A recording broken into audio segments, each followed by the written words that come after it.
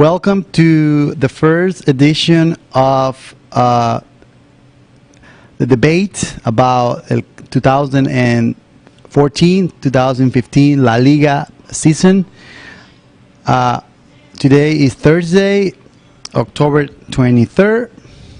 We're going to talk about El Clásico coming up on Saturday, 11 a.m. Eastern Time, Central Time, between Barcelona and Real Madrid. We have three guests aquí. I want to introduce you guys. I want to give you the microphone so you guys do a little short introduction.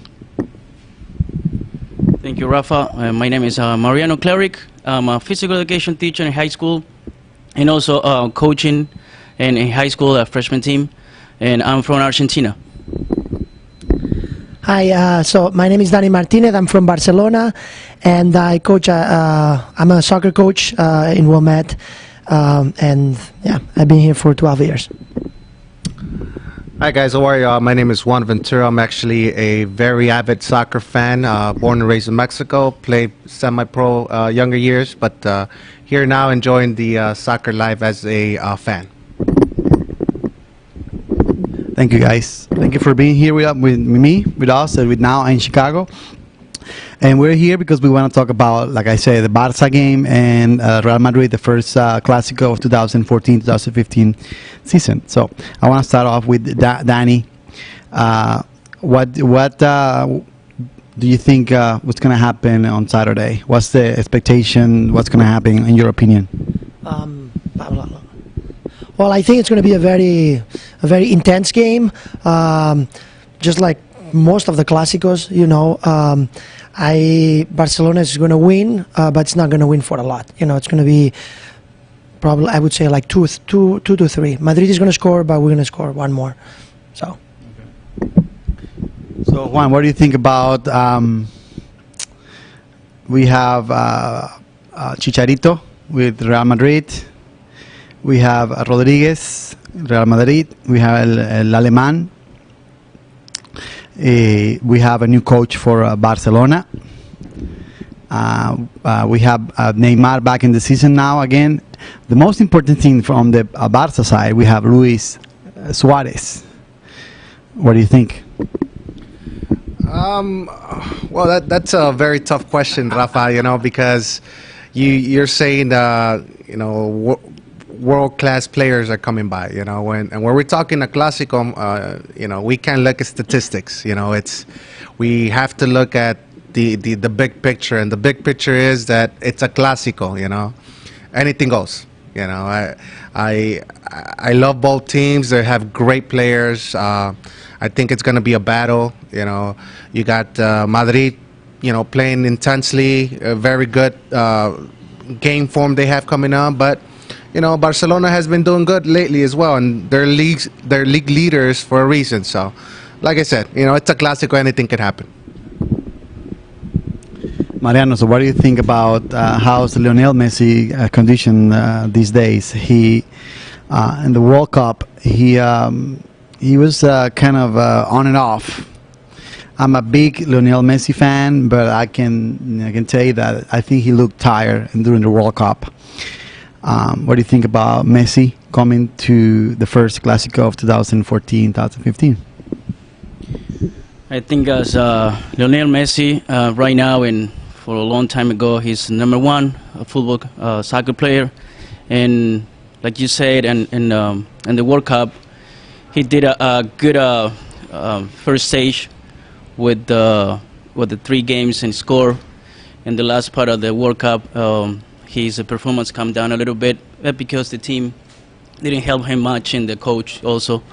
But after the World Cup, he started a little slow, but he's coming strong, and his level on the same like we used to see him play for Barcelona in Argentina, and he's also his team's always in Barcelona is on his shoulders, and once again it's gonna be this Saturday.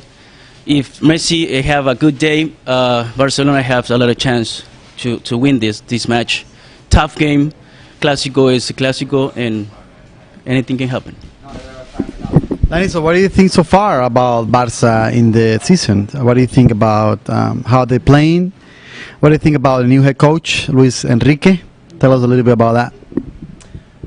Well, I think they've been playing like on and off. I've seen like really good games, and then other games that's like, some things are worrying. But what, as Juan said, the Clásico, for this Clásico, it never really matters who's in a better position or not.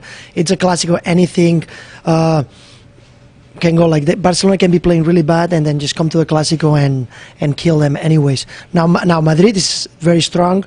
Barcelona is very strong, so we have Barcelona playing as a team, and then we have Madrid playing as like individuals counterattack. So who's going to play their style better? I think it's going to be. And also, really quick, Luis Enrique, I like him a lot. He has he's like very strong character, and he's not going to be afraid of putting a youngster like Munir if he has to. He's not going to be afraid of putting Suarez even if he's not in the optimum position to play. But so I'm really looking forward to see what he's going to do to surprise Madrid in the game. Juan, what do you think about what are the strongest point for Barca right now?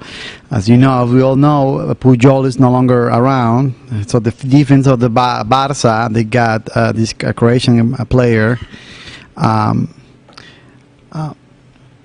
Rakitic.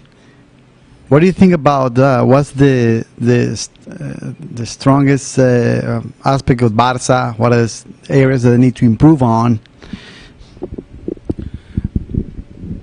You mentioned the defense, but I think this game is gonna come down to the midfield because it's a tactical match. I mean, they are man for matched up almost in every position. But I think the fact that Madrid lost, Xavi Alonso. And the fact that they got new players in the midfield, and Barcelona, they have their architect. You got Xavi, you got Iniesta, and I think that's gonna make the difference, because if they can get a hold in the midfield, I mean, we know what Messi does, we know what Neymar does, whether Luis Enrique goes, plays like with the youngsters, Munir, or he goes with the experience of Pedro.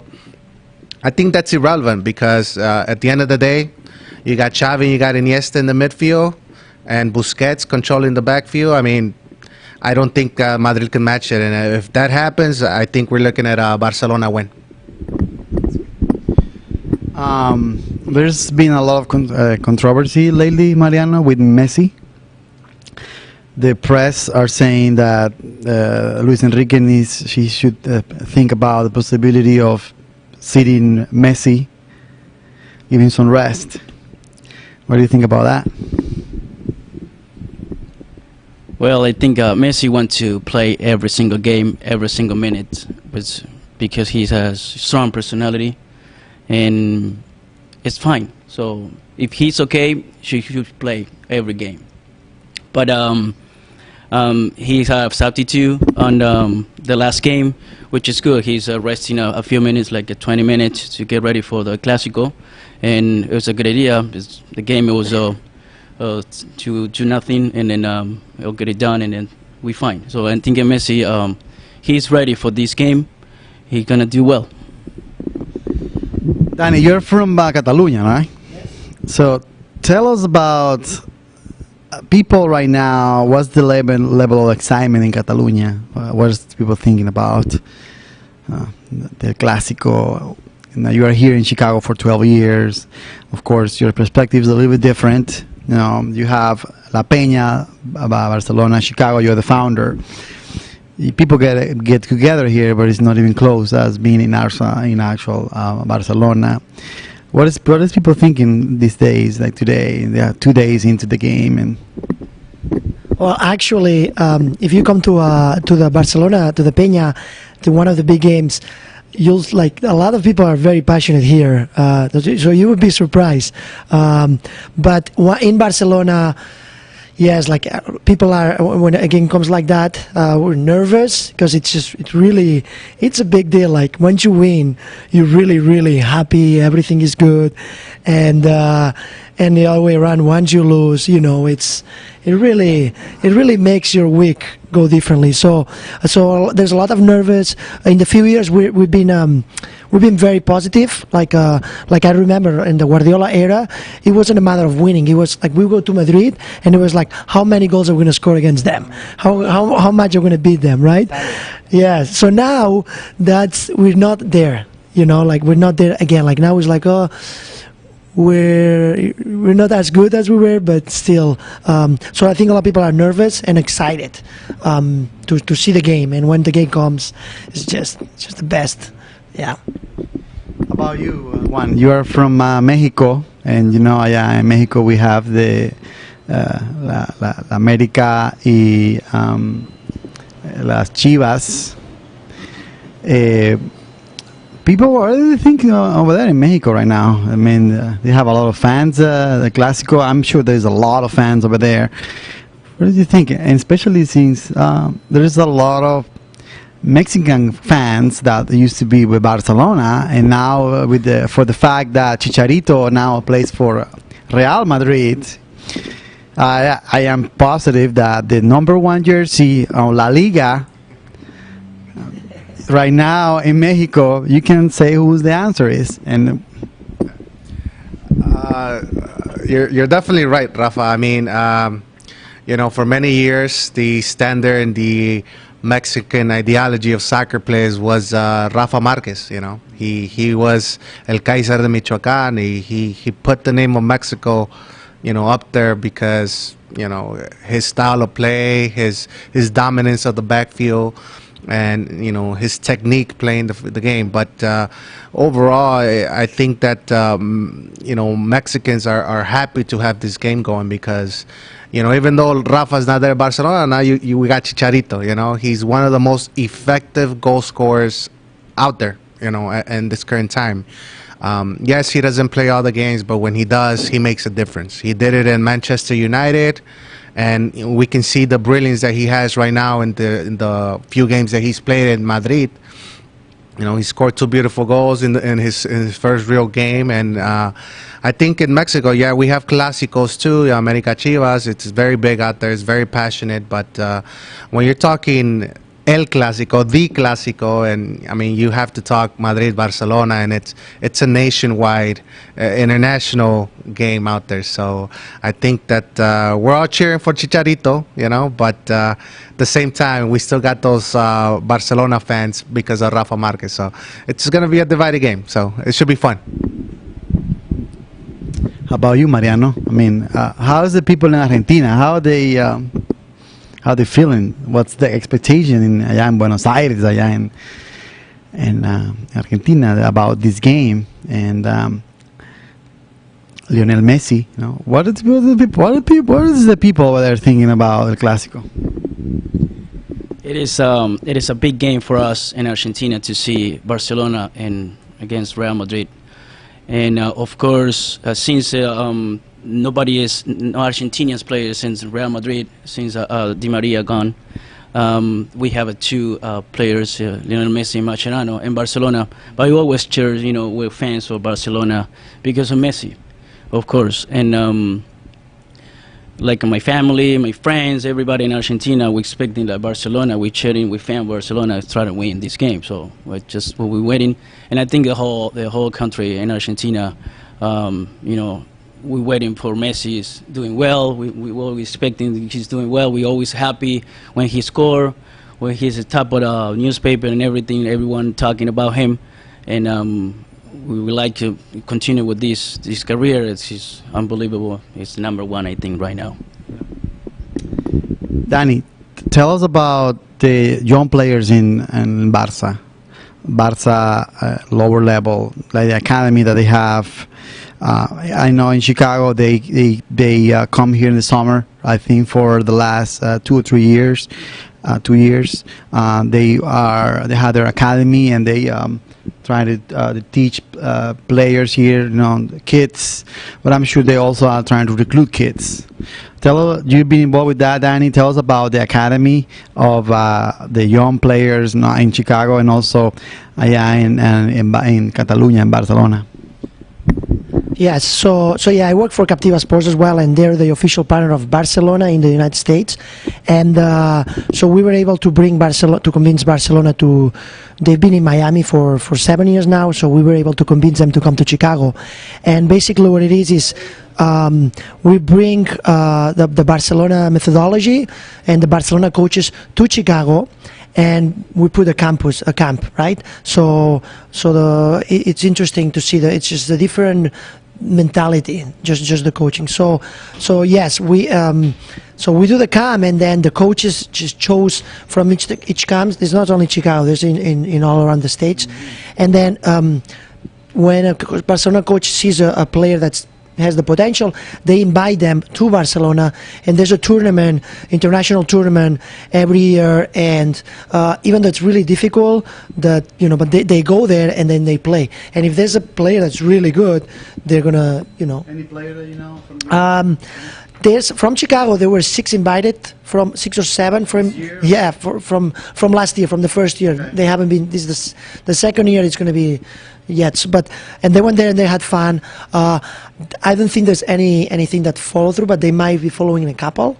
But I know there's an American for first time that's growing in the categories inferiores. I don't remember, but it's a midfield. He's like Xavi style. He's supposedly like pretty good.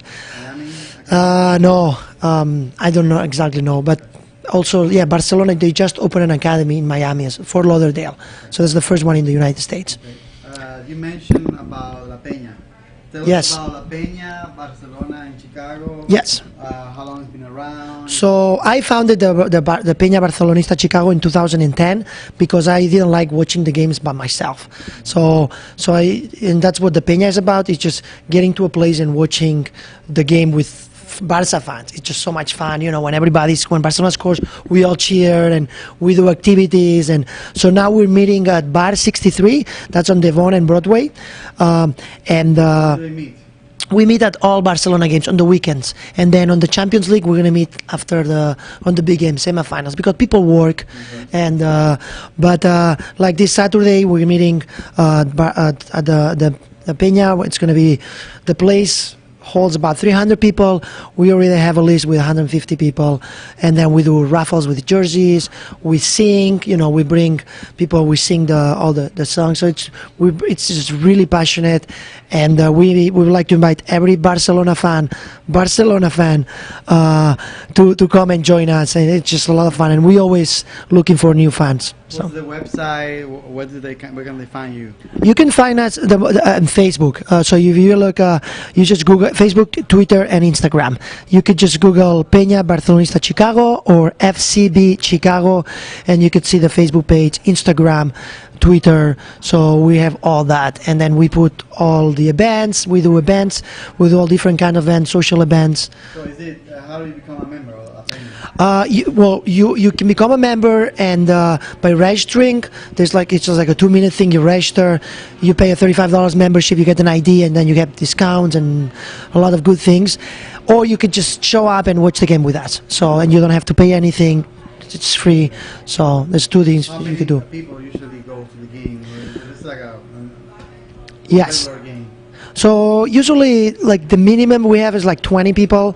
Obviously, depending on the game, depends on the time. 20 to 40 people is the minimum. Then big games like this Saturday, we had as much as 250 people, and as in big games, 100 is probably the minimum. But it's always just a lot of fun. Yeah. We are almost done here, and I want to ask Mariano and Juan, La Liga. We have now. Recently, we have Atletico Madrid. We have always Barça and Real Madrid. But then we have the big gap. We have and then Sevilla, and then we have Valencia and Sporting, and so forth. The English Premier League. Kind of like more. It's kind of. I think there's more. It's more competitive. There's more teams competing for the first spot. What do you guys think about that? There's a big gap. Every time that I see, like lately, not every time, but there's a lot of things, a lot of times where Barça plays another team that is different from Atletico Madrid or Real Madrid, and there is like 6-0 or like 7-0 about Real Madrid. So what do you think about, is that helping the league? What do you think about that? Yeah, like you said, in England, it's a very competitive league. There's a lot of teams are playing on the same level. 4 or 5.